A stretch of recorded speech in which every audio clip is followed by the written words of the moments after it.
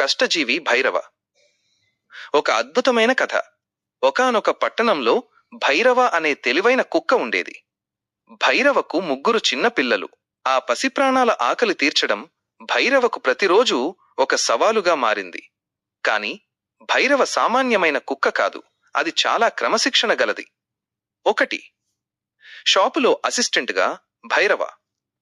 పట్టణంలోని ఒక కిరాణా షాపు యజమాని సోమయ్యకు భైరవ అంటే చాలా ఇష్టం.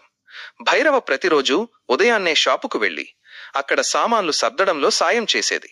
పని కస్టమర్లు అడిగే చిన్న చిన్న వస్తువులను, న్యూస్ పేపర్లు, ప్లాస్టిక్ కవర్లు తన నోటితో పట్టుకుని వారికి అందించేది. కాపలా సోమయ్య గారు బయటకు వెళ్ళినప్పుడు షాపును కంటికి రెప్పలా కాపాడేది. 2. కష్టానికి తగిన ప్రతిఫలం. భైరవ పడే కష్టాన్ని చూసి సోమయ్య ముచ్చటపడేవాడు. సాయంత్రం అవ్వగానే భైరవ చేసిన పనికి ప్రతిఫలంగా సోమయ్య దానికి తాజా పాలు, బిస్కెట్లు మరియు మాంసం ముక్కలను ఇచ్చేవాడు. కష్టం ఎవరిదైనా సరే ఫలితం తీయగా ఉంటుంది అనే మాటకు భైరవ నిదర్శనం. 3. బిడ్డల చెంతకు భైరవ.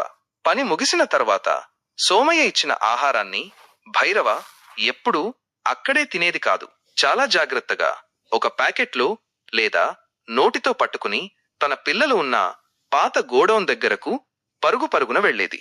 తన కోసం కాకుండా తన బిడ్డల కడుపు నింపడం కోసమే భైరవ రోజంతా కష్టపడేది.